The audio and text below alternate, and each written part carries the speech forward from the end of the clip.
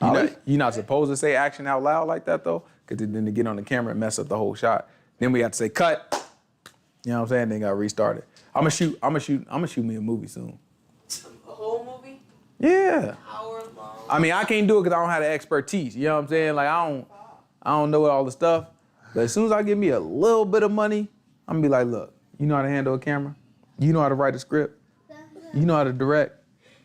You know how to, what else you need? I can direct. I just need to be a producer. That's what I need to be.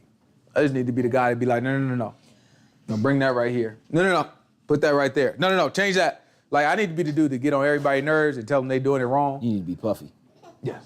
What kind of movie, though? Yes. Bible movie. But something cracking, you know what I'm saying? Like, I don't want to do none of the stories that they already touch on. One of them terrible actors. And God said that you cannot go over there in the mountains. Like, we could have did But Gideon. you take the land to the south. Joshua. Like, if we did the story of Joshua.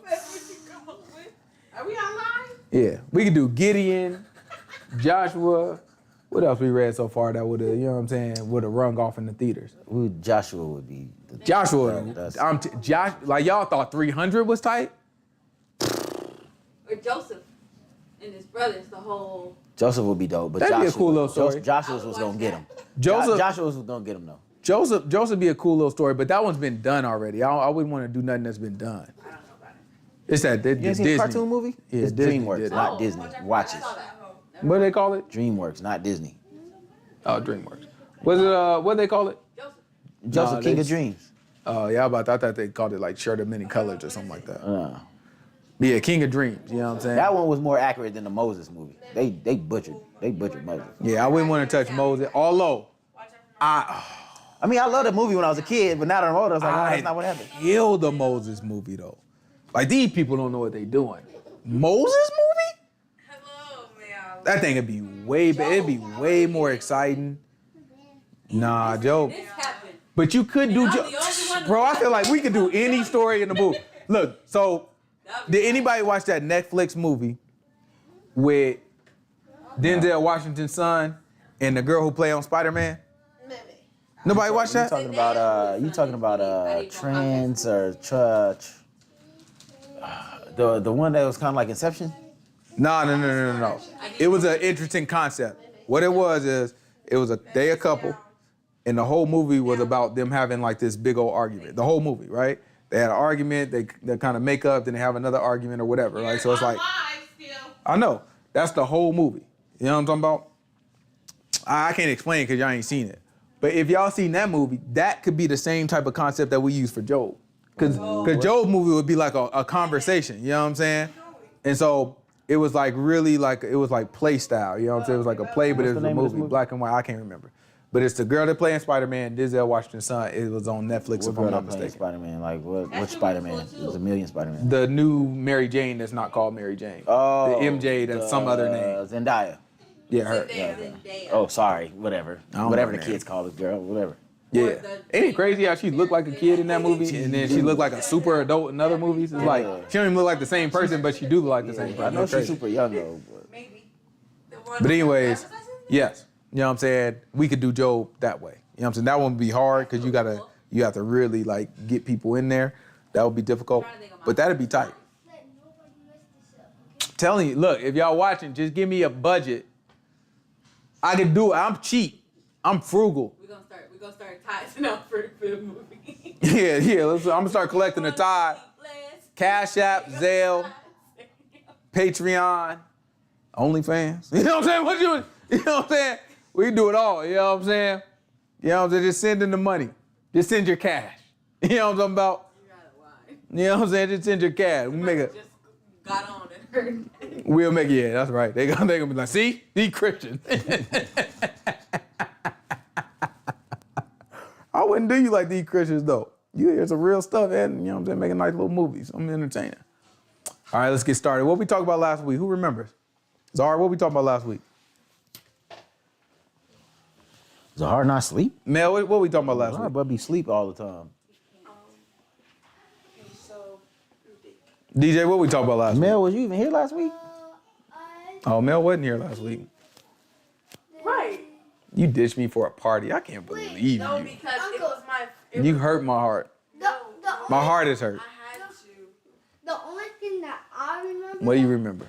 we did is where the guy cut the tree and it hit the other person. Okay. Oh, that was a scenario, actually. Okay. He's talking about the axe head. Yeah. Okay.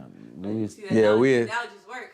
We had talking about the City of Refuge. yeah, the city of refuge. You know what I'm saying? Oh, and the guy that got shot 60 times. That was so long ago.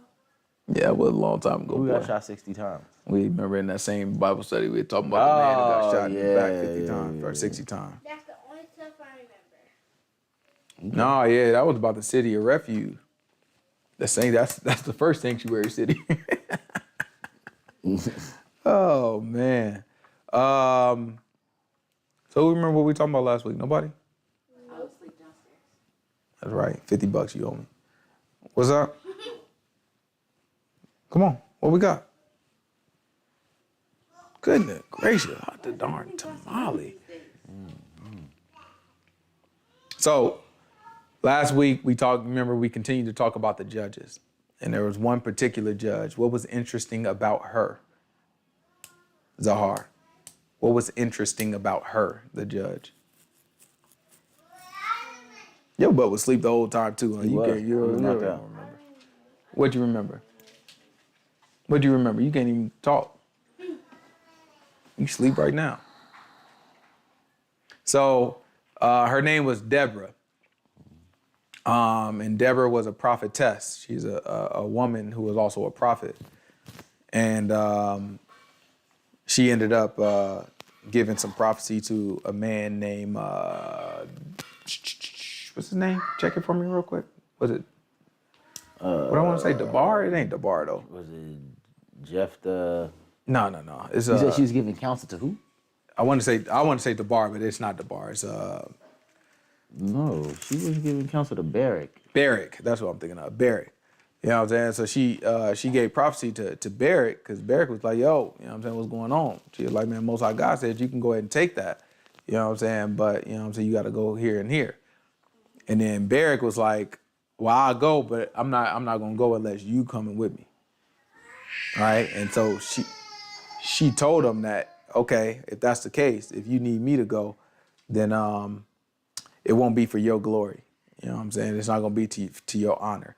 So what ended up happening is Barak went to war, and although he won, and he started chasing the people away, the commander of the other army, he started running away, and he ran into a tent of another young lady. You know what I'm saying? The young lady invited him in, had him go to sleep, and while he was sleeping, she took a nail and she hammered a nail through his head like this. You know what I'm saying? Like he was asleep, and imagine yourself laying on the side. She took that nail and she just boom. And the book says she hammered it until the nail fastened into the ground. So just like you might hammer a tent, she did that through his brain. You know what I'm saying? Just thinking it just oozing out, just gushing, yeah. And then she hammered it down.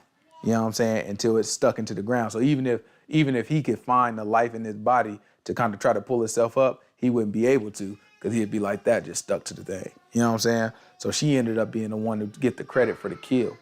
Then after that, we talked about another individual. What was his name? We talked about Gideon, right? His name was Gideon. So Gideon was also an avenger or a judge of our people. So Gideon, he had trouble believing some of the things that he heard from his father and from his father's father about God. So when the angel came to him and was like, yo, man of God, you gonna take this place, God is with you. He was like, listen, I heard about all this stuff from my youth, right? About how we came from Egypt and all this good stuff. He was like, you know what I'm saying? But where's God now? We sitting here, we servants to these other nations, right? So he asked these questions of the Most High God. The Most High God ended up giving him a couple signs to help him believe.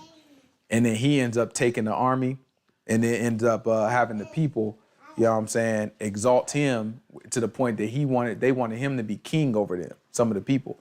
He said no, he wasn't going to be king. And then instead he built what's called an ephod, a golden ephod. An ephod is kind of like, think of it like a like a vest. Or an apron or something. Yeah, like a vest or an apron that kind of go over your clothes, is something that the priest used to wear. He made a golden replica of that, and the people ended up serving it and bowing down to it like it was a god. So in doing that, it ended up being a stumbling block. But he always maintained that he didn't want to be a king over them. Well, one thing that he did, he had many wives. He got a whole bunch of women, right? A whole bunch of wives that he was laying with and having babies with, right? So since he had all these wives, how many kids do you think he had? That boy had 70 of them things. He had a lot of kids. We're going to read about how many kids he had, okay? Let's pick this up at Judges chapter 9, verse 1. So another name for Gideon, we're about to read this other name. I can't remember it off the top of my head. Jerubbaal, right? Jerubbaal. That's his other name. When we hear Jerubbaal, we're talking about Gideon, right? The same person. It's just he has two different names that he goes by.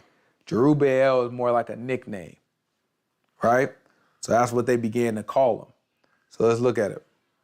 And Abimelech, the son of Jerubbaal, went to Shechem unto his mother's brethren, and communed with them and with all the family of the house of his mother's father, saying, Speak, I pray you, in the ears of all the men of Shechem. So we have a son of Gideon called Abimelech. Now, Abimelech, he is with his mom's family. So just imagine, remember, Gideon has many wives. So now all of his kids have the same dad, but different moms, right? Oftentimes, younger children spend more time with their mom, right? So you can imagine that they have all these different families, right? Because you got one dad, but everybody got different moms. So the mom got family, you got to go see your mom, check them out. The dad is not living with all of these women, obviously, right? So these women probably got their own places. So you could tell that already there's some separation there. You know what I'm saying? So he is leaning more to his mom right now. He goes to his mom's family, and this is what happens. Speak, I pray you, in the ears of all the men of Shechem, whether it is better for you, either that all the sons of Jerubbaal, which are 70 persons, reign over you. That's 70, right? So he said 70 sons of Gideon. He said, listen, you just decide what's best for you. Do it make sense for all of his 70 kids to rule over y'all? Remember, who did the people want to be king? Gideon. The people wanted Gideon to be king, right? So since they wanted Gideon to be king and now Gideon died, now you got Gideon's children. Who do you think would be next up to be king? One of them. One of Gideon's children, right? So now what Abimelech did is he's saying, listen, do it make sense for all 70 of them to rule over y'all? Right? Because what he's saying is, if y'all wanted my daddy to be king, obviously his sons, even if they not king, gonna have authority. So he's like, listen, do it make sense for all of them to rule over y'all? Watch this. Or that one reign over you. He said, or do it make sense that only one reign over you? Remember also that I am your bone and your flesh. Why would he say that? Remember also that I am your bone and your flesh. In his mother's father's house. He said, I'm related. Listen, these other boys ain't related to you because they all got different mamas and different families. But my mama is y'all family. So listen, do it make sense for all these boys to rule over you or just one rule over you? And remember, we family. So in other words, I'm going to look out for you. These other boys ain't going to look out for you, right? He's trying to get the support of his mom's family. Watch this. And his mother's brethren spake of him in the ears of all the men of Shechem all these words. And their hearts inclined to follow Abimelech, for they said, he is our brother. Right? So now he got his mom's family on his side. They began to follow him. Watch what he do next. And they gave him 70 pieces of silver out of the house of Baal-berith, wherewith Abimelech hired vain and light persons which followed him. Mm-hmm. And he went unto his father's house at Ophrah, and slew his brothers, the sons of Jerubbaal, being 70 persons, upon one stone. Notwithstanding, yet Jotham, the youngest of Jerubbaal, was left, for he hid himself. So now what he did, after he got his family on his side, and then he got a couple extra people to help him out, he gathered a small little army together, and then he went out and he killed all 70 of his brothers, except for Jotham, right? So Jotham got away. Jotham was the youngest, the book say? So Jotham was the youngest, he got away. So watch what happened.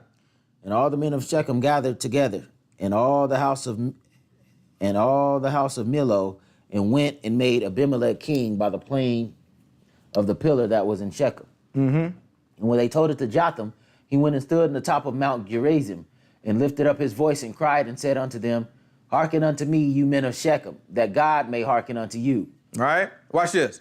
The trees went forth on a time to anoint a king over them. And they said, He's giving them a parable. He said, listen, the trees went forth, you know what I'm saying, at a time to anoint a king over them. The trees wanted a king over them. Watch this. And they said unto the olive tree, Reign over us. So he said it's just like a tree talking to an olive tree saying, hey, be a king over me.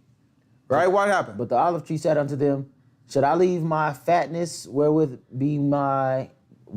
by me they honor God and man, and go to be promoted over the trees? And the tree said to the fig tree, Come and reign over us. But the fig tree said unto them, Should I forsake my sweetness and my good fruit, and go to be promoted over the trees? Then said the trees unto the vine, Come and reign over us. And the vine said unto them, Should I leave my wine, which cheers God and man, and go to be promoted over the trees? Then said all the trees unto the bramble, Come and reign over us. And the bramble said unto the trees, If in truth you anoint me king over you, then come and put your trust in my shadow. And if not, let fire come out from the bramble and devour the cedars of Lebanon. Right? So they went from one of the hottest tree or the highest trees to now talking about some weeds in the ground, the bramble. All right, some just weeds. Right? So they saying the parable is saying y'all trying to get, y'all don't have no standard, y'all will put anybody over y'all. Right? Watch this. Now therefore, if you have done truly and sincerely in that you have made Abimelech king, and if you have dwelt well with Jerubbaal in his house, and have done unto him according to the deserving of his hands, for my father fought for you, and adventured his life far, and delivered you out of the land of Midian. And you are risen up against my father's house this day, and have slain his sons, 70 persons upon the one stone, and have made Abimelech the son of his maidservant king over the men of Shechem, because he is your brother. If you then have dwelt truly and sincerely with Jerubbaal with his house this day, then rejoice in Abimelech, and let him also rejoice in you. But if not, let fire come out from Abimelech and devour the men of Shechem and the house of Millo, and let fire come out from the men of Shechem and from the house of Millo and devour Abimelech. Right? So he compared Abimelech to the bramble, to the weeds. Remember when he talked about the weeds, he said, man, fire gonna come out of them and destroy it all. So he's letting them know, he's saying, listen, y'all sitting here, y'all will let anybody rule over y'all, and y'all ended up picking the worst one. So if you really did this, it's gonna work out bad for both of y'all. Right? Remember, he's Abimelech's son as well. I mean, he's Gideon's son as well. Right? So that's his brother he's talking about. Watch this. And Jotham ran away and fled and went to Beer and dwelt there for fear of Abimelech his brother. When Abimelech had reigned 3 years over Israel, God sent an evil spirit between Abimelech and the men of Shechem, and the men of Shechem dwelt treacherously with Abimelech, that the cruelty done to the 70 sons of Jerubbaal might come, and their blood be laid upon Abimelech their brother, which slew them, and upon the men of Shechem, which aided him in the killing of his brother. And the men of Shechem set liers in wait for him in the top of the mountains, and they robbed all that came along that went by them, and it was told Abimelech. And Gaal, the son of Ebed, came with his brother and went over to Shechem, and the men of Shechem put their confidence in him. And they went out into the fields and gathered their vineyards and trode the grapes and made merry and went into the house of their God and did eat and drink and cursed Abimelech. And Gaal, the son of Ebed, said, Who is Abimelech and who is Shechem that we should serve him? Is not he the son of Jerubbaal? And Zebul, his officer, serve the men of Hamor, the father of Shechem. For why should we serve him? And would to God this people were under my hand, then would I remove Abimelech. And he said to Abimelech, Increase your army and come out.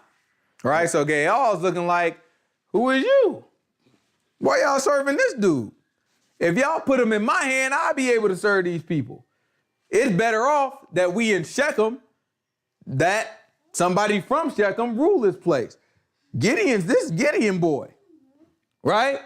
So he looking like, all right, bring your army, come face my army, let's show down. Let's see.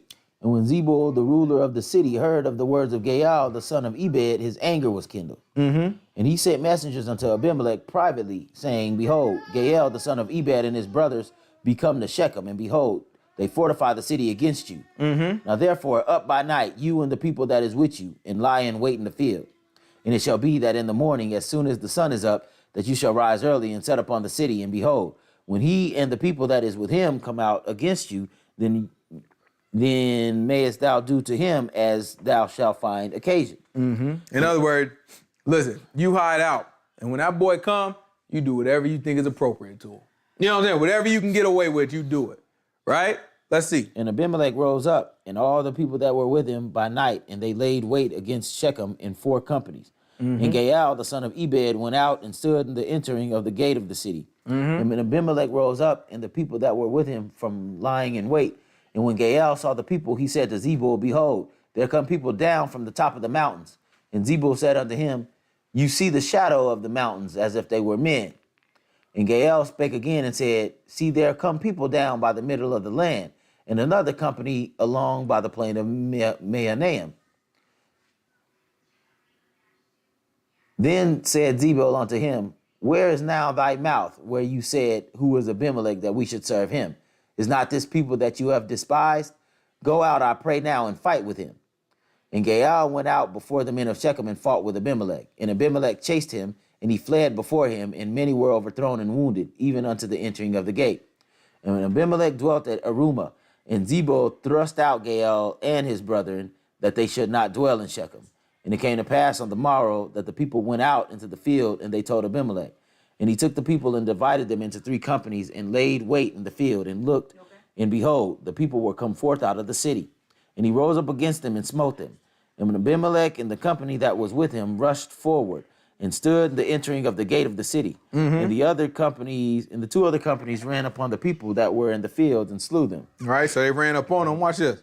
And Abimelech fought against the city all that day, and he took the city and slew the people that was therein, and beat down the city and sowed it with salt. Right? So now, before when we were reading, who was ruling over us? Abimelech. No, before. Before Gideon, before all that, who was the people ruling over us? Midian. We had Midian, we had the Ammonites, we had Moab, right? We had external nations ruling over us. Who's oppressing us now? Our own people.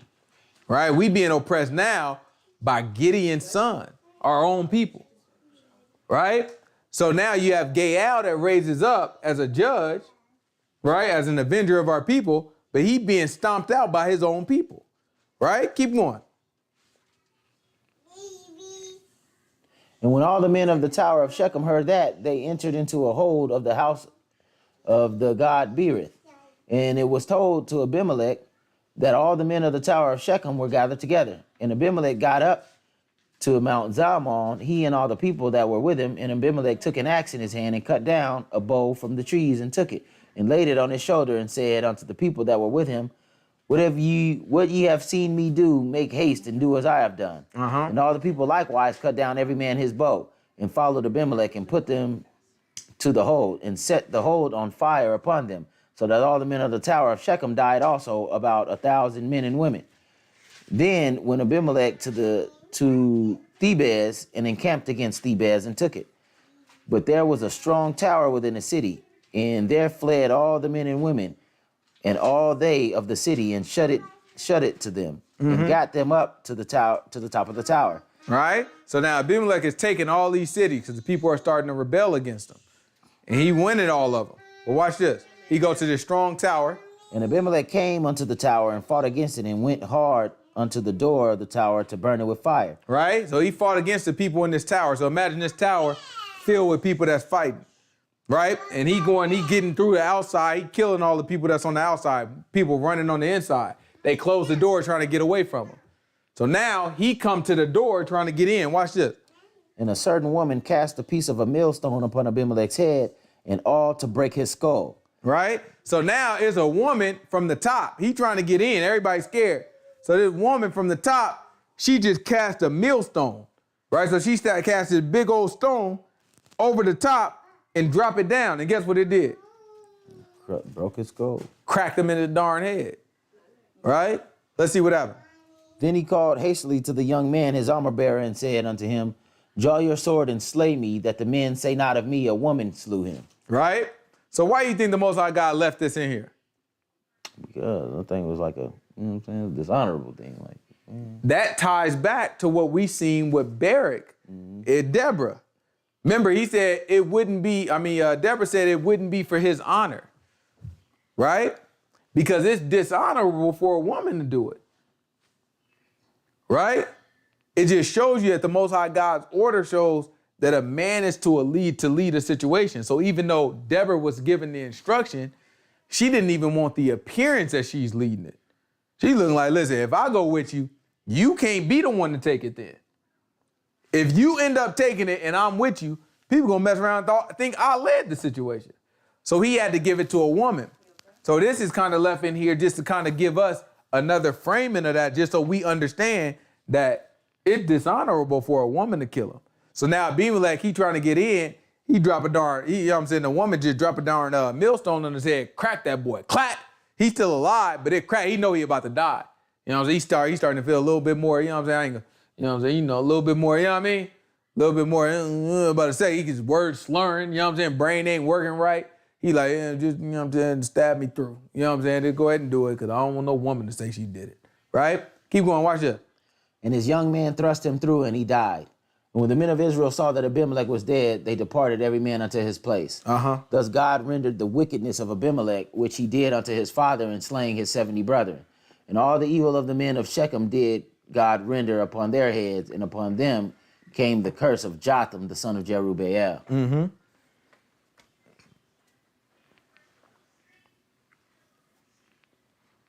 And after Abimelech, there arose to defend Israel Tola, the son of Pua, the son of Dodo, a man of Issachar, and he dwelt in Shamir in Mount Ephraim. And he judged Israel 23 years and died and was buried in Shamir. And after him arose Jair, a Gileadite, and judged Israel 22 years.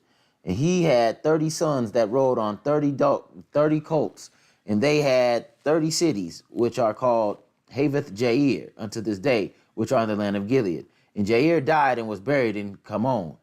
And the children of Israel did evil again in the sight of the Lord, and served Baalim and Ashtaroth, and the gods of Syria, and the gods of Zidon, and the gods of Moab, and the gods of the children of Ammon, and the gods of the Philistines, and forsook Yahuwah, and served him not.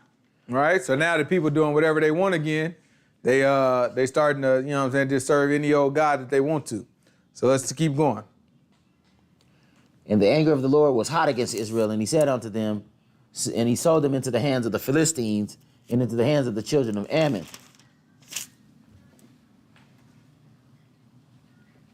In that year they vexed and oppressed the children of Israel 18 years. And all the children of Israel that were on the other side of the Jordan in the land of the Amorites, which is in Gilead. Moreover, the children of Ammon passed over Jordan to fight also against Judah and against Benjamin and against the house of Ephraim, so that Israel was sore distressed. And the children of Israel cried unto the Lord, saying, we have sinned against you, both because we have forsaken our God and also served Baalim. And the Lord said unto the children of Israel, did not I deliver you from the Egyptians and from the Amorites and from the children of Ammon and from the Philistines? Right, this is similar to what he said to Gideon. All right, so the people start crying out to him like, oh, we in this mess. We must be here because we sinned against you. So they decided to confess. Most High God sent word back to him like, yeah, but didn't I save you from, you know what I'm saying, your other captivity? Watch this. The Zidonians also and the Amalekites and the Maonites did oppress you, and you cried to me, and I delivered you out of their hand. Yet you have forsaken me and served other gods. Wherefore I will deliver you no more. Go and cry unto the gods which you have chosen. Let them deliver you in time of your tribulation. And the children of Israel said unto the Lord, we have sinned. Do thou unto us whatever seems good unto thee. Deliver us only, we pray thee, this day. And they put away the strange gods from among them and served Yahuwah, and his soul was grieved for the misery of Israel. Then the children of Ammon were gathered together and encamped in Gilead. And the children of Israel assembled themselves together and encamped in Mizpeh. And the people and princes of Gilead said one to another, what man is he that will begin to fight against the children of Ammon? He shall be head over the inhabitants of Gilead.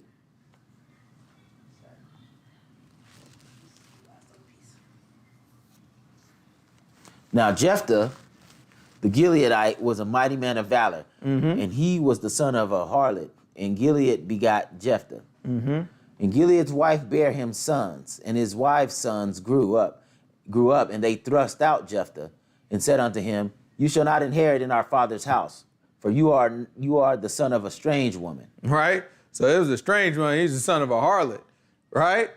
And so they're like, listen, you can't inherit nothing in our house because you from a harlot. So they kicked him out. Watch this. Then Jephthah fled from his brothers and dwelt in the land of Tob. And there were gathered vain men to Jephthah and went out with him. And What does that mean, vain men? Like thug. Yeah, buddy. These boys is empty. They ain't think about nothing. Right? Keep going. And it came to pass in the process of time that the children of Ammon made war against Israel. And it was so that when the children of Ammon made war against Israel, the elders of Gilead went to fetch Jephthah out of the land of Tob. And they said unto Jephthah, come and be our captain, that we may fight with the children of Ammon. And Jephthah said unto the elders of Gilead, did not you hate me and expel me out of my father's house? Why are you come unto me now when you are in distress? Yeah. Like, why you want my help now? Y'all just kicked me out, but all of a sudden, you know what I'm saying, y'all in trouble, y'all want my help. Let's see.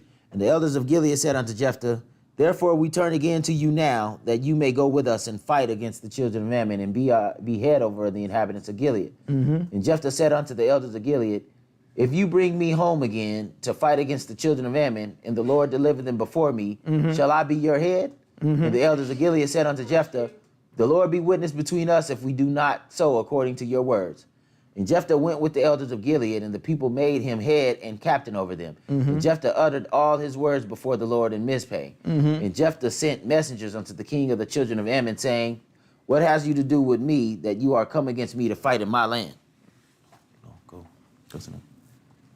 Go.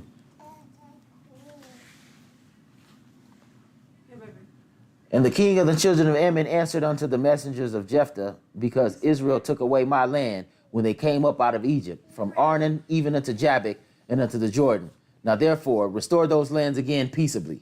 Right? So Jephthah, he became the ruler. They you know what I'm saying? Jephthah's a bad boy, right? So they trying to kick him out, but that boy's still a bad boy even by itself. You know what I'm saying? They just like, man, that boy got them things. You know what I'm saying? We needed help. So they had to come back to him like, yo, you know what I mean? We know you was born to the harlot, but you know what I mean? It's wartime. We need all the help we can get, and we know that you the one, you know how to go to war. You know how to do this, right? So they're like, you know what I'm saying? What, you know what I'm saying? Help us out. So Jephthah was like, listen, it don't make no sense. You know what I'm saying? Y'all come and now y'all want me to rule over y'all? You know what I'm saying? I'll tell you what, let's strike a deal. So he struck a deal with him. They bring him back. He ended up being the ruler, the one leading the army. So we go to Ammon, and the first thing he tried to do is like, oh man, what's the fight about? What are we fighting? So Ammon's like, listen, it's a territory war. You know what I'm saying? This all used to be ours. Then Israel came up. Because you got to imagine years and years have passed by. So you got new kings that's coming in, and they looking over their history books like, wait a minute, all this used to be ours? You telling me the punk Israelites took this from us? Man, y'all got us messed up. Let's take that back. Why we can't take? The last king didn't take that back, and the king before didn't take that. Oh, we about to take this back. So that's how the war started. So Jephthah like, what is this about? Because Jephthah he probably don't even know the history. He like, what is this about? So watch what happens now. Now therefore, restore those lands again in peace, peaceably.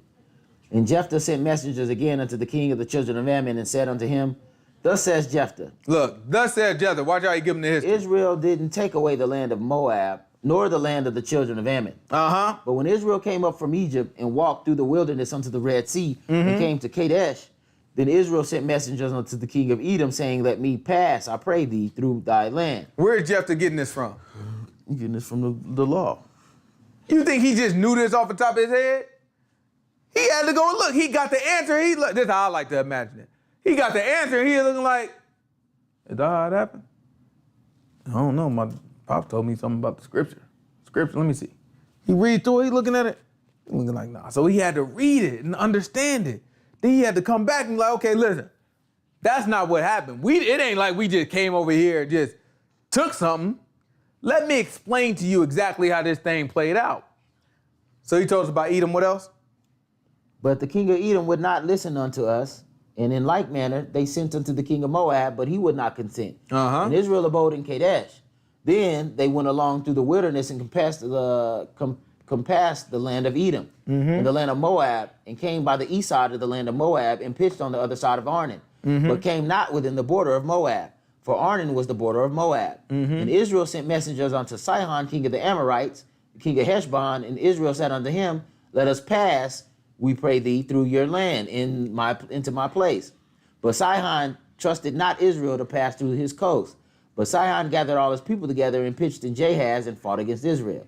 And the Lord God of Israel delivered Sihon and all the people into the hand of Israel, and they smote them. So Israel possessed all the land of the Amorites and the inhabitants of that country. And they possessed all the coast of the Amorites from Arnon even unto Jabbok, and from the wilderness even unto Jordan. So now the Lord God of Israel has dispossessed the Amorites from before his people Israel. And should you possess it? Will not you possess that which Chemosh your God gives thee to possess? So whomsoever the Lord our God shall drive out from before us, them we will possess. So now, imagine you being a ruler of a nation and you serve a god, right? You serve Chemosh. And then somebody tell them like, yo, this used to be our land and we want it back. Then they reply to you and your God named Chemosh, and they say, no, that's not how it happened. The Most High God got y'all out of there. And he gave us this land. And now you trying to tell us to possess, not, you know what I'm saying, that we shouldn't possess it? He asked him a question. He's like, if your God Chemosh gave you some land, wouldn't you live in the land that your God gave you? So how do you think that came to somebody who served Chemosh and not Yahuwah? He looking like, boy, I'm about to kill you, right? Let's see. Will not thou possess that which Chemosh your God gives thee to possess? So whomsoever Yahuwah our God shall drive out from before us, them we will possess. And now are you anything better than Balak, the son of Zippor, king of Moab? Did he ever strive against Israel, or did he ever fight against them? While Israel dwelt in Heshbon and her towns, and in Aroer and her towns, and all the cities that be along by the coast of Arnon, 300 years, why therefore did not recover them within that time? Wherefore I have not sinned against thee, but you do me wrong to war against me. Yahuwah the judge be judged this day between the children of Israel and the children of Ammon. Howbeit the children of Ammon did not listen unto the words of Jephthah which he sent him. Right. Albeit the book said the children of Ammon ain't listening to that foolishness. Book say the children of Ammon is looking like that is foolishness that you talking about. Watch this.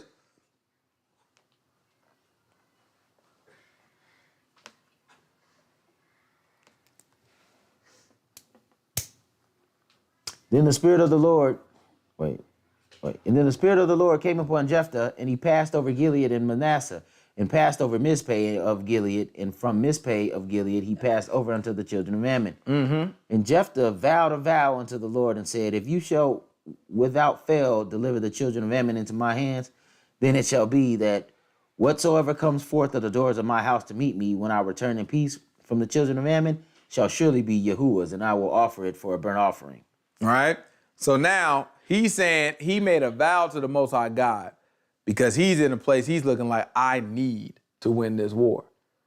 Yeah, a lot's on the line for him. You got to put yourself in his shoes. A lot's on the line for him, right?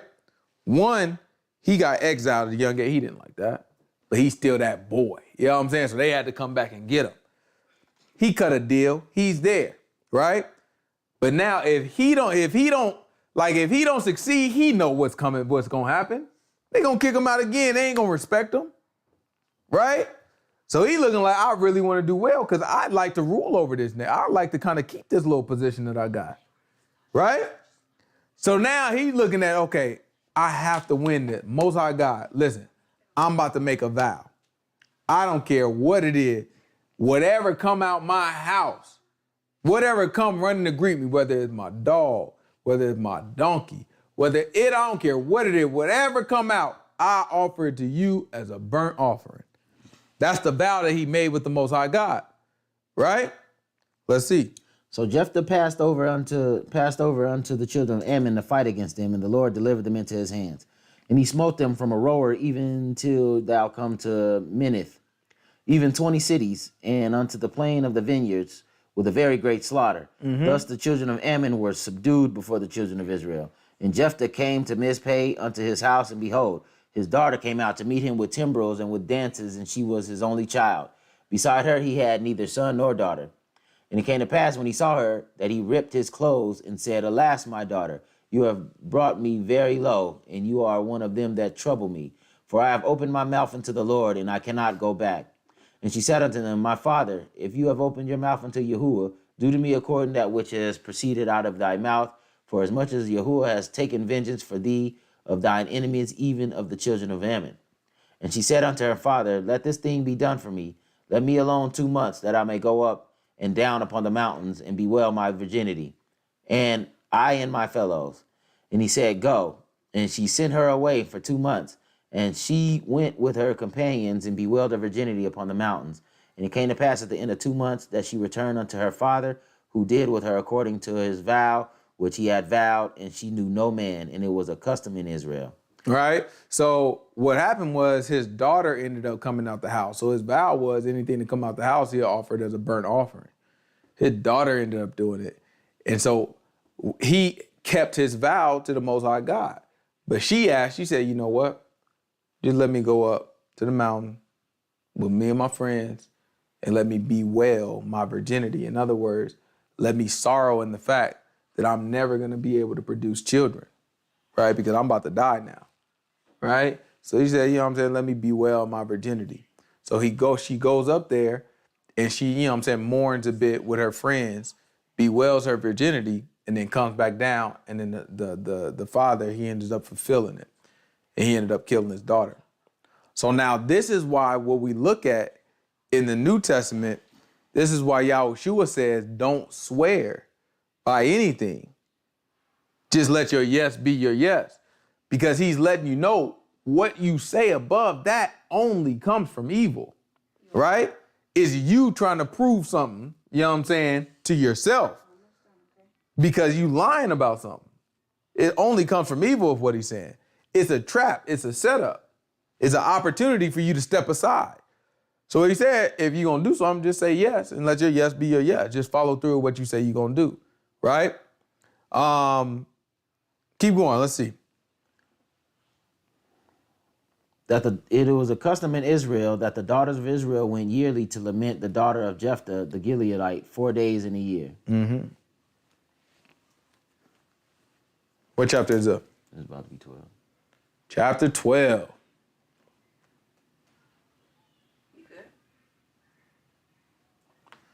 And the men of Ephraim gathered themselves together and went northward and said unto Jephthah, Wherefore passest thou over to fight against the children of Ammon? Mm-hmm. And did not call us to go with thee. Right? So who else said something like this? Was that Gideon when he sent them away?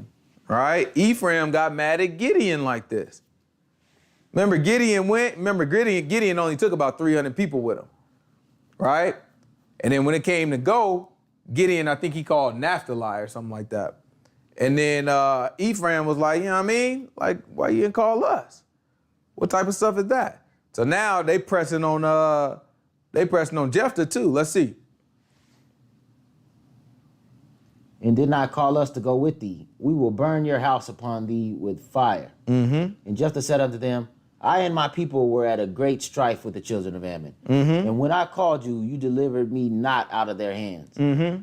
And when I saw that you delivered me not, I put my life in my hands and passed over against the children of Ammon, and the Lord delivered them into my hands. Wherefore then are you come up unto me this day to fight against me? Then Jephthah gathered together all the men of Gilead and fought with Ephraim, and the men of Gilead smote Ephraim, because they said, Ye Gileadites are fugitives of Ephraim among the Ephraimites and among the Manassites. And the Gileadites took the passages of Jordan before the Ephraimites, and it was so that when those Ephraimites which were escaped said, Let me go over, that the men of Gilead would say unto them, Are you an Ephraimite? If he said no, then they said unto him, Say Shibboleth. and he said Shibboleth, for he could not frame to pronounce it right. Then they took him and slew him at the passages of Jordan, and there fell at that time of the Ephraimites 42,000. Right? So the Gileadites are a subset of the Ephraimites and the Manassites, and all of them are close people, right? Close brothers. So in Manasseh is separated into two kind of territories, right? You got East Manasseh and you got West Manasseh, right? So what they're saying is Ephraim is over on the West Manasseh side, right? Ephraim is next to West Manasseh. They separated by the Jordan. So the Jordan, remember, is the river. So to get across, you got to cross that river. So the Gileadites, they would stand by the river, right? And because there's been this long-standing beef, if you from Ephraim, you come over, they going to ask you, you coming over here, but is you from Ephraim, right? So think of it like gangs and territories. You know what I'm saying? Where you from? You from Bloods? You know what I'm saying? What up, cuz? You know what I'm saying? You from Crips? What up, Blood? This, that, and that. That's kind of how they looking at it. So they like, okay, you know what I'm saying? Oh, you from Ephraim? So then if you want to lie and be like, no, you're not from Ephraim, they would test you because they know that the boys over in Ephraim got a little accent, right? So it's just like, you know what I'm saying? It's just like, you know what I'm saying? Somebody from California versus somebody from Atlanta. You know what I'm saying? Like they got an accent. So you might ask somebody from Atlanta to pronounce a word and they might pronounce it differently. What's a little country word they pronounce? You know what I'm saying? They might, you know, like, huh? Atlanta do got an accent. Have you heard T.I. talk? Oh. You said Atlanta ain't got no accent? I don't consider that an accent. It's a country. Yeah, that's an accent. Country accent. Yeah. It's like, you know what I'm saying? You tell them to pronounce crayons and they say crowns. Yeah. You know what I'm saying? It's like, that don't make no darn sense. But that's how you would catch them up. So that's how this was. They was like, yeah, pronounce, what is it? Shibboleth. Pronounce shibboleth. And what would they say? Shibboleth. They would say shibboleth. As soon as they hear him say it, they be like, yeah, you from Ephraim. Pow!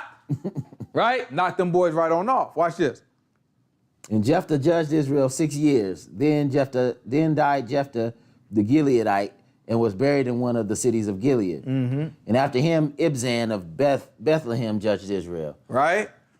And he had 30 sons and 30 daughters whom he sent abroad and took in 30 daughters from abroad for his sons. Mm-hmm. And he judged Israel 7 years. That's the end of the chapter? No. Then died Ibzan and was buried at Bethlehem.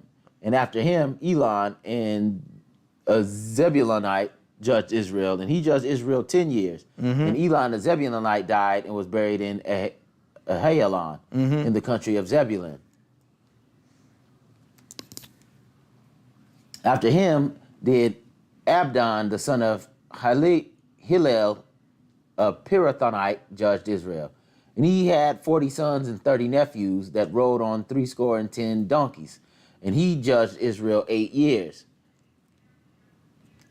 And Abdon, the son of Hillel, the Pirathonite, died and was buried in Pirathon in the land of Ephraim in the mount of the Amalekites.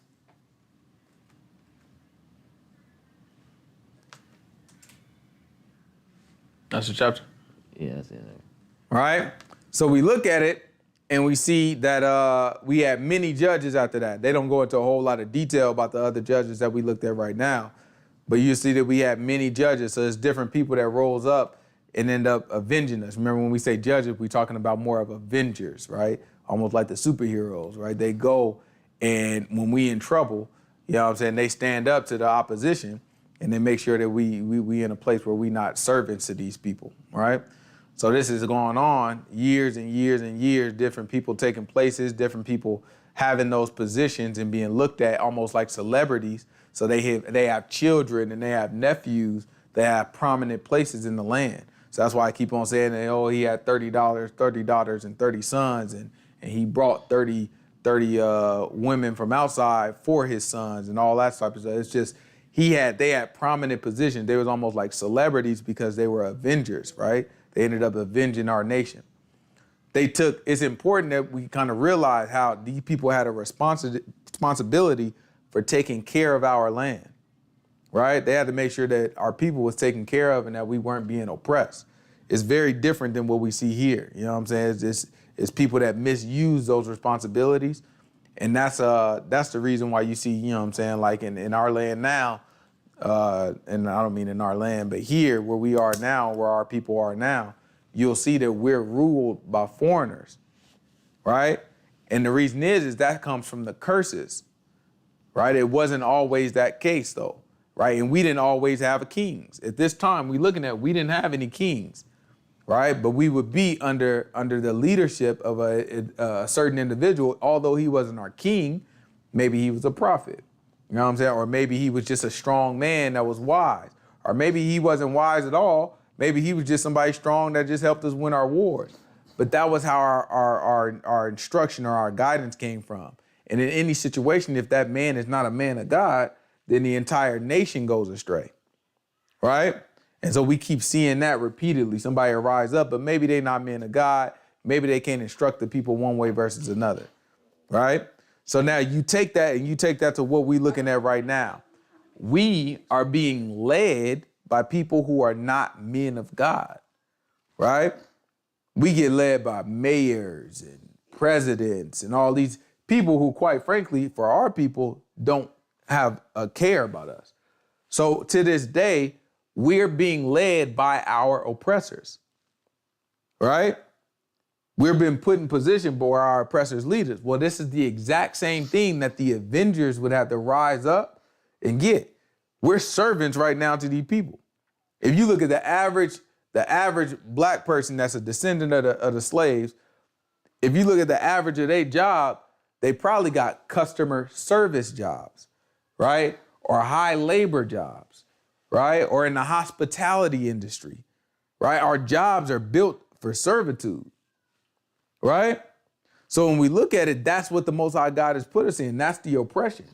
And then we got low wages, and then they cut us out, and then they play all these little tricks to make us live in certain areas that can't be profitable for, to make us stick, right? Stick in the bottom caste of society and stick as poor, right? Think about it. We have right now our oppressor, Joe Biden, on stand up in Congress years and years ago, and he talks about the damage of crack, acknowledging that America has turned their backs on black people, and that's the reason that black people are in the position that they're in. He acknowledges that in this speech. Then come back and says, but nevertheless, we can't show a soft hand to these people. We need to punish them. Lock them up, get them off of the streets, and then we'll figure out how to deal with the problem later. Right? So you have people for weed, now that the government is now selling, you know what I'm saying, and taxing, people doing time for weed, people doing time for crack, where his son is on video smoking crack, his own son, and he still get elected president, right? All the media cover it up when they come out before he got elected. They say, oh, that's Russian propaganda, it's not real, we can't validate it, all that. And then after the election, after he's in there, guess what they all came back and said? It was real, we just didn't know at the time. I'll stop that line. Right? But these are oppressive people that change the rules for themselves and show zero mercy to our people. That's oppression, right? These are people who will cause us to suffer by higher gas prices, higher food prices, just because they have an idea that people should get a vaccine that hasn't been tested, hasn't been proven, right? But for some reason, which I'm pretty sure more will come out about this thing, they pressure us to get these things. When the COVID disease first came out, one of the first things that were going around is who's the only people that can catch it? Old folks? No, before that, when it first came, it was only Japanese people, Asians, right? At first, it was like, oh, that's an Asian disease, because it came from China. Right? Then immediately, what did they start doing? No, it's not just China. It didn't come from China, it's that and other. They start protecting the Chinese people. Immediately. right? You had the woman, Nancy Pelosi, she put a mask on and she stood out in the street with the Chinese people just to show solidarity with them. Quick, immediately. Months later, what they say? Everybody locked down, social distances. Look, they jumping out, they with them holding hands. We stand with you. A little bit later, social distance, this, that, and other, don't do that. Right? Then the next thing that came out was, guess who couldn't get it? It was a joke all over the internet. Who couldn't get COVID when it first came out? Who remembers? No, black people. Black people were making jokes like, nah, them white folks and them Japanese people get it. Black people don't get that thing. And right after them jokes start getting big, what happened? Oh, that was all of the headlines.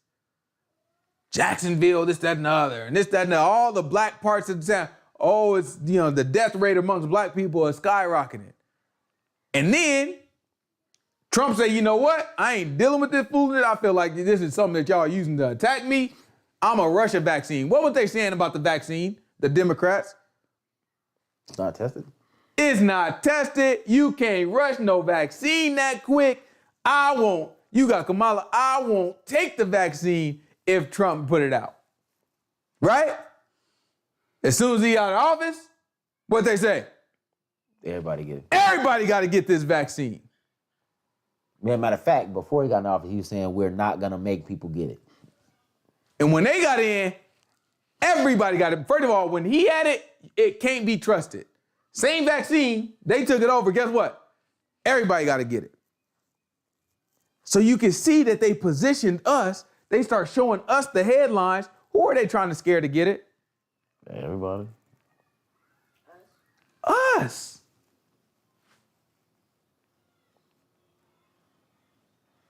Whose jobs will not be able to be work from home? If you work in service jobs.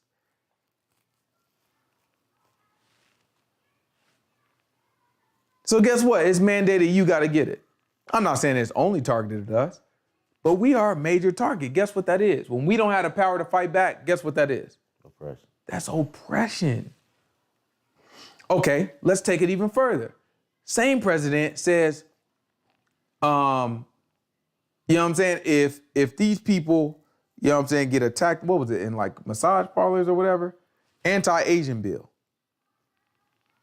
Man shoot up our people in Buffalo, New York. Mum's the word. Okay, let's take it even further. Ukraine has a war. Our gas prices goes up even further from what COVID did. Our food goes up even further from what COVID did.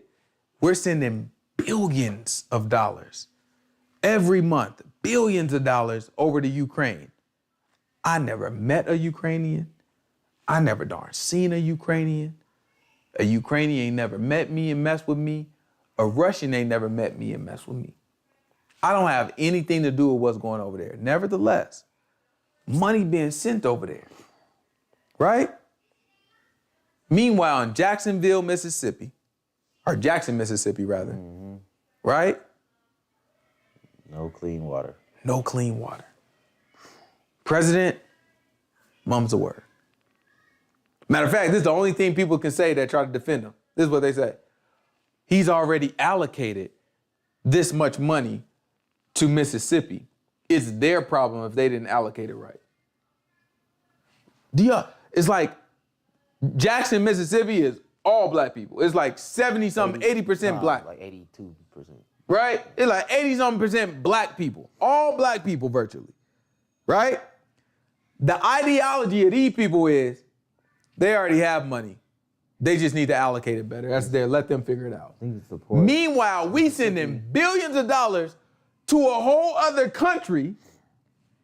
And guess what? The next month after we allocated money to them, guess what? We send some more. More billions of dollars. But we can't call an emergency in Jackson and get these people some help from the federal level, though. Mississippi, I think, is the poorest state. Probably the blackest too. It wouldn't surprise me. Mm-hmm. I don't know that to be true, but it wouldn't surprise me. Right?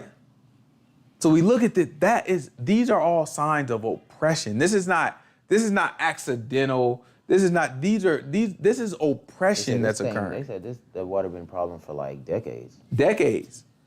They just now getting Flint where it's like, Yeah, it's just gotten bad just recently, you know what I'm saying? But it's been a problem for decades. Yeah, there's a whole lot of states, and a lot of them happen to be black. There's a whole lot of states that have cities that have horrible water conditions. And they just happen to be black. This is oppression that we're dealing with. So the difference that we have here is the Most High God, just like he told them, he said, listen, I rescued you. Most High God told Jephthah, he said, not Jephthah, he told the people, he said, listen, I rescue you from your oppressions in the past. And you still didn't hearken to me. So ask your gods that you be serving. Ask them to help you out. And that's what he's doing to us now. Right? We in a position where he's like, yo, why don't you ask the other God? Why don't you ask Allah to help you? Let's see what he'll do for you. Why don't you keep, worshiping Jesus Christ and the Christian God? Let's see what he'll do for you. Right? All these little crystals and, these metals and crosses, the universe. Your affirmations. All these different things. You worshiping yourself, all these different things. Just see how it work out for you. And we so stubborn in our minds that we won't let it go. So guess what the Most High God do? You'll notice that after a while, when we reading in Judges, every few years, the people cry out to who? Yahuwah. They cry out to the Most High God. Right? We're so detached that even if we wanted to, these people don't know who to cry out to. Because the Most High God has turned himself from us to such an extent that we don't even know how to call him. Right? Just because these people don't know the book. We've been caught in our oppression and the devil has worked a number on us. Right? Not only are we oppressed, but we confused. We've been lied to about who we are, about what we're supposed to do. Right? So now the people just walk around confused. It's important that we understand it and we can see in the history that we read about our people, we can see how that plays out even today. Like the same formats, the same stuff that we're looking at, it plays out today. The oppression that they were experiencing, we're experiencing times 10 constantly. And I'm not talking about slavery, right? That was some way, that's just once, that's once in a I don't want to say lifetime, that's once in the history of the world, right? That's a once in the history of the world type situation. The slavery that we went through. There are slaves all throughout history. I'm not talking about that. The slavery, like we redefine slavery, right? If you read about slavery, in 800 BC, it's not talking about what we went through. But that's what we think. You read slavery, it's just like, oh man. If you say slave, you think about us. Anybody in the world, they say slave, they think about us. You got a whole people that's named after the word slave. The Slavics or something like that. Right? Over in Europe, there's a bunch of white people and they're Slavics. And the reason why they got their name because they were slaves. Do you think the servitude that they had was anything compared to ours? No, we redefined it. Because the harshness of the slavery that we went through, now people don't even look at slavery. When you say slavery, they think about that level of harshness. Right? I'm not even talking about that though. I'm just talking about the oppression I'm talking about the oppression now that a lot of people have convinced themselves they're not even oppressed. Yeah, that's crazy. Right? We've convinced, so many of our people are convinced themselves, no, I'm doing well. No, it's my fault. I just, you just got to work harder, this, that, and the other. You could be whatever you want. How you going to be whatever you want to be? You sit there and lie to your kids and say, you could be whatever you want. That's a lie. Because if every kid believed that and every kid wanted to be president, how many of them going to make it president? It could be a president every 4 years. Right? We in America, let's say it's 350 million people in America. So let's say 100 million of those are kids. So you got 100 million kids, right? Female and male. They all want to be president. You could only have a president every 4 years. How does that work out? They don't. Life expectancy is what? About 65, maybe. 65 years. 70. Right? Do that. What's that math? You got 40, you're gonna have 60. So you're gonna have at best, you're gonna have what, 15 to 20 presidents? Not even. Right? How'd that work out when you got 100 million people? How everybody gonna be a president if that's what they wanna do? So then tell people the truth. This thing is a competition. Some people gonna win, some people gonna lose. Not everybody wins. And not everybody can win. As a matter of fact, the rules are gonna change. If I become president, the next president can't use the same path I did. The rules gotta change. One thing in the credit card industry, what happens is they got something called chargebacks, right? So what happens is chargebacks try to control the industry, right? You got a fraudster. If Zahar is a fraudster and he say, you know what, I want to commit fraud. He learns how to copy credit cards, right? So he takes this credit card to Macy's and Macy's like, well, it looked like a good credit card to me, and Macy's swipes the credit card, right? Me as the credit card bank, I'm looking like that wasn't the card that I gave my card member. So now I got to say, look, I keep taking losses on this. So I got to talk to Visa. Visa like, okay, I see you keep taking losses. We keep telling them to use better machines. So I keep telling Visa, I'm like, listen, if you want me to stay on Visa, you're going to have to do something about you have to do something about Macy's. Macy's can't keep taking these bad cards. So Visa says, you know what? We're going to mandate that Macy's use better technology. And if Macy's don't use better technology to identify fake cards, we going to shift the liability of that charge to Macy's, and Macy's got to pay for it if somebody claimed fraud on it.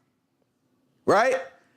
Because that fraudster was successful, guess what happened to the rules? They changed. So now guess what? The issuer don't got to pay for all this fraud. And because the issuer is successful, what's going to happen next? The merchant is going to say, well, I have all the best technology. So guess what changes now? The rules change again. And the things keep shifting. That's how everything in the world works. It shifts. You have success here, they in competition, they gonna change their rules to have success there. Well, now it's competition here, and the rules are gonna keep changing. If the rules change, how is everybody supposed to make it? It only works if people don't make it.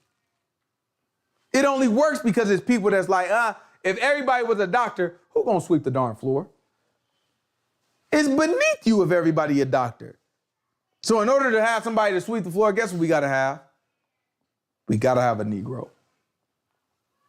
Oh, and when the Negro gets rights, guess what we gotta do? We gotta open up the borders.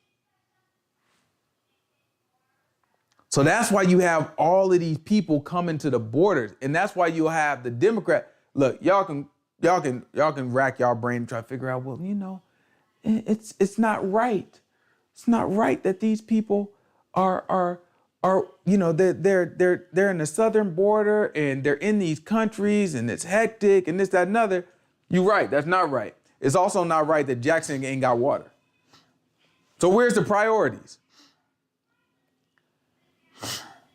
For some reason, it's more advantageous for our nation to let these people cross the border even illegally and turn the other eye. You literally got cities that call themselves, ours is one in Las Vegas, sanctuary cities. Basically what they saying is, even if you're an illegal immigrant, we're not gonna do anything about it and we're gonna protect you, even though you came into this country illegally. That's the stance that they take.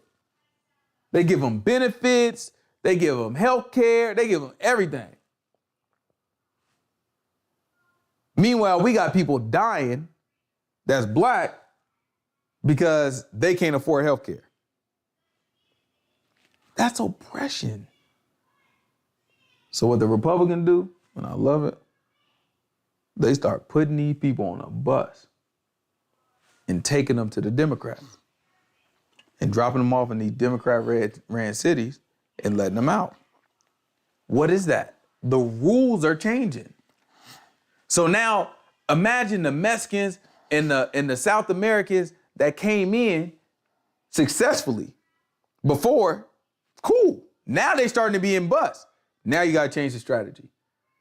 Because now the Democrats going to have to change the strategy. Like, oh, well, we can't keep, eventually they're going to say we can't keep taking. So the rule going to have to change. They going to have to come up with something.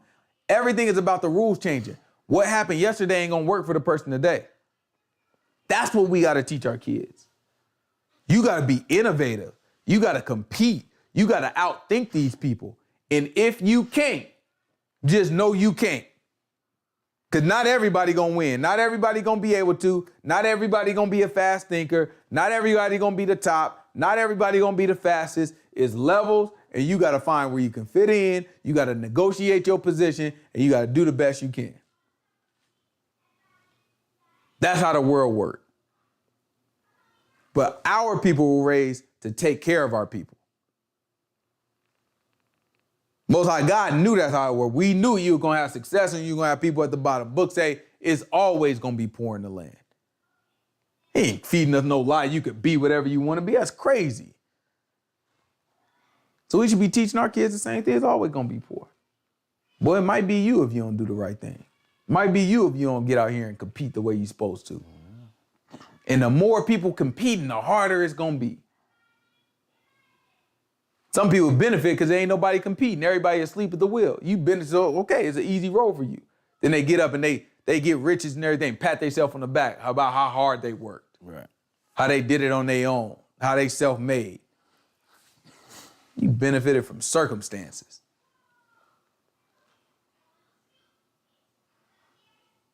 I did it. You can do it too. I know. The rules changed after you did it.